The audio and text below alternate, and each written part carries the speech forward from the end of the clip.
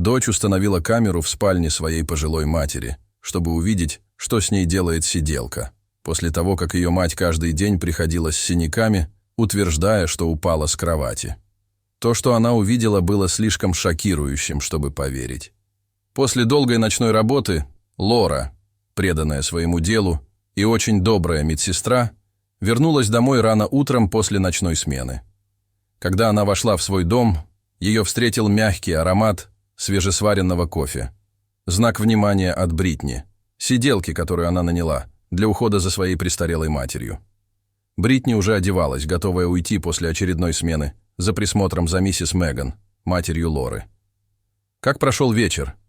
Она не слишком много работала?» — спросила Лора, наливая себе чашку кофе. «Как обычно», — с улыбкой ответила Бритни. Попрощавшись, Лора пошла в комнату матери, чтобы пожелать ей доброго утра и дать лекарства в соответствии с указаниями врача. «Доброе утро, мама», — тихо сказала медсестра, подходя к кровати. Миссис Меган медленно повернулась, все еще испытывая легкое головокружение. Но в этот момент кое-что обнаружилось. На ее руке была большая шишка. «Боже мой, мама, что это?»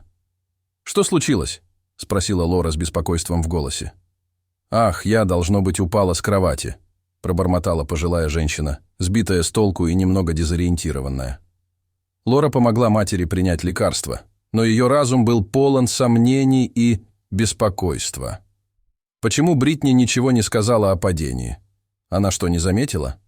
Или происходило что-то еще? Ситуация вызывала у нее беспокойство. Лора была знакома с сиделкой совсем недолго и доверяла ее работе и уходу, поскольку ее рекомендовал сам владелец больницы. Однако наличие гигантской шишки и отсутствие объяснений со стороны женщины вызвали у нее чувство беспокойства и подозрительности. После этого инцидента, ночь за ночью, после изнурительных ночных дежурств, Лора возвращалась домой, где ситуация становилась все более тревожной. Бритни регулярно сообщала, что ночи проходили хорошо, без каких-либо происшествий, что делало ситуацию еще более подозрительной. Мисс Меган часто появлялась с новыми признаками необъяснимых ушибов, болезненных растяжений и другими признаками страданий. «Мама, что здесь происходит ночью?» — спросила дочь с растущей тревогой, опасаясь за безопасность пожилой женщины. Миссис Меган, запутавшаяся в тумане своего слабоумия, болезни, которая мучила ее в течение многих лет, часто вспоминала своего покойного мужа Уилсона, смешивая прошлое и настоящее. «Уилсон велел мне взять его за руку», — сказала старушка. Лора терпеливо и заботливо пыталась вернуть бедную старую женщину к реальности. «Мама, папа умер 10 лет назад, ты помнишь?» Тихо сказала она, помогая матери снова улечься в постель. Бедняжке было уже 79 лет, и она была очень больна. Но в одном особенно откровенном разговоре пожилая леди упомянула Бритни таким образом, что это привлекло внимание ее дочери. «Она велела мне вести себя тихо по ночам и говорит, что я падаю с кровати», — рассказала пожилая женщина. Беспокойство Лоры усилилось. «Мама, ты уверена?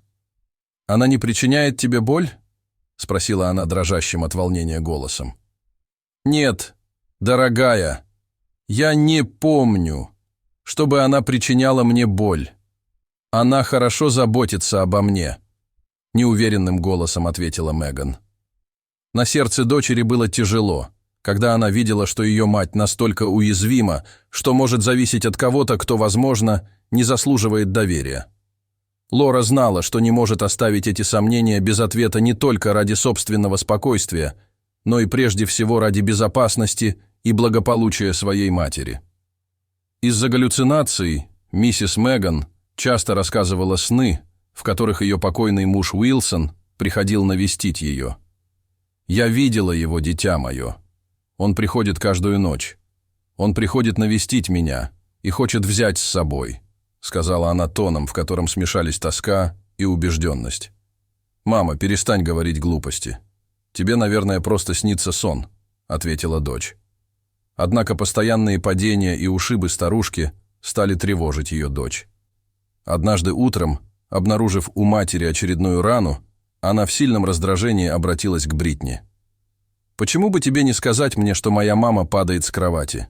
Чего вы боитесь?» — спросила девушка с нотками разочарования и гнева в голосе. Сиделка, сохраняя свою обычную сухость и отстраненность, ответила с явным безразличием. «Ничего страшного. Она просто падает с кровати, и я укладываю ее обратно. Такое случается со многими пожилыми людьми в ее возрасте. Я даже кладу несколько подушек рядом с кроватью. Но что еще я могу сделать?» Эти слова продолжали звучать в голове медсестры, когда та повернулась и ушла, как ни в чем не бывало. Этот сухой ответ только усилил раздражение Лоры, и она начала подозревать, что по ночам может происходить что-то более зловещее. Беспокоясь за безопасность своей матери, она решила предпринять решительные действия. Лора купила фотоаппарат и установила его в спальне матери. Она была полна решимости защитить свою мать, но в то же время боялась того, что могут показать записи. «Теперь я поймаю ее на месте преступления. Если она причиняет вред моей матери, я позабочусь о том, чтобы ее арестовали», – прошептала Лора. Когда она увидела, как Бритни входит в ее дом, ее сердце затрепетало. Затем женщина собралась и отправилась на работу. Она была на дежурстве в больнице, но мысль о сиделке, которая, возможно, причиняет боль ее матери, не покидала ее. Что, если она причиняет боль моей матери? Как я могла быть такой невнимательной? Лора ругала себя, чувствуя вину за то, что оставила свою мать на попечение человека, которому, возможно, нельзя доверять. Наконец, наступил рассвет. Ее смена закончилась, и Лора поспешила домой, движимая смесью усталости и решимости. Когда она пришла, то обнаружила Бритни, которая встретила ее со своим обычным холодным выражением лица, сообщив, что кофе готов. «Хорошо, спасибо. Увидимся завтра», — сказала Лора, поскольку ее мысли были сосредоточены на том, чтобы поскорее посмотреть записи с камер наблюдения. Как только Бритни ушла, женщина сразу же отправилась в свой кабинет. Ее сердце учащенно билось, а руки дрожали, когда она включала ноутбук.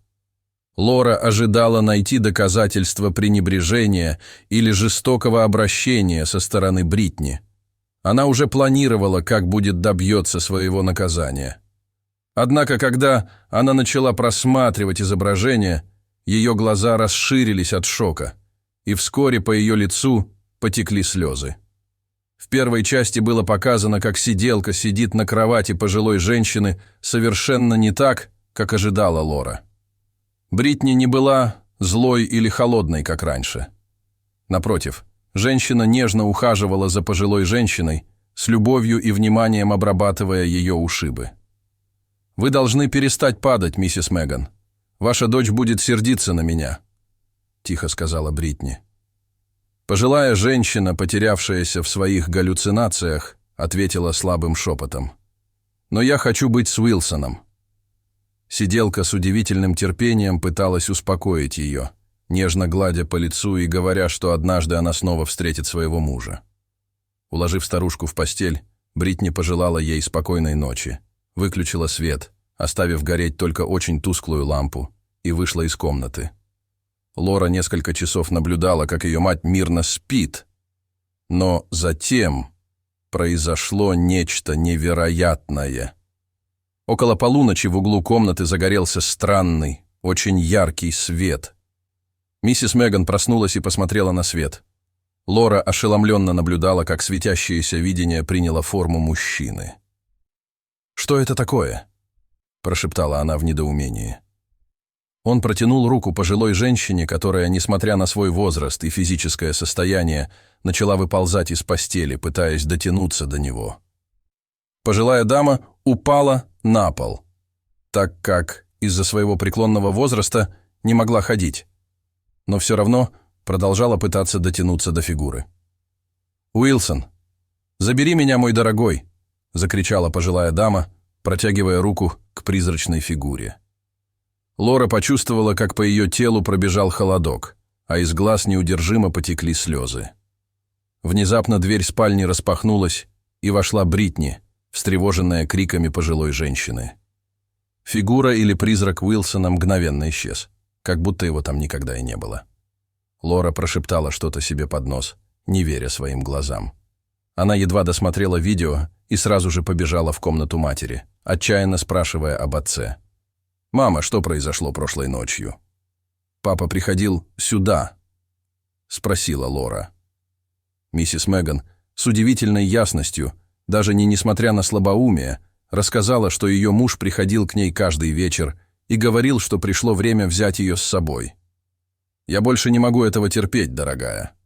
Все тело болит. Я действительно хочу уйти с ним», — сказала Меган.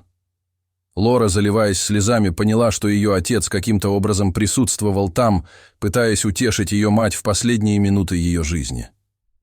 Как будто он знал, что пожилая женщина страдает от болезни и слабоумия, и был рядом, чтобы забрать ее. После тревожного откровения на фотографиях медсестра приняла трудное решение – уволить сиделку. Лора поняла, что Бритни приходится нести на себе груз бесчисленных проблем, ухаживая за миссис Меган. Лора, почувствовав доброту в сердце сиделки, искренне поблагодарила ее. «Теперь с мамой все будет в порядке. Думаю, мне пора позаботиться о ней. Вы были великолепны. Большое вам спасибо», — сказала Лора на прощание. Однако через несколько дней после этого дочь, которая теперь сама заботилась о своей матери, проснулась однажды утром и обнаружила, что ее мать спит вечным сном. Со слезами на глазах молодая женщина поняла, что ее мать наконец обрела покой, который так долго искала. Она почувствовала смесь грусти и облегчения, узнав, что ее мать теперь свободна от боли, которая ее так сильно мучила. Так или иначе, ситуация, произошедшая с ее матерью, стала напоминанием о непредсказуемости жизни, полной непостижимых тайн и явлений, выходящих за рамки человеческого понимания. Дорогие зрители, а верите ли вы в потусторонний мир? Расскажите, пожалуйста, в комментариях.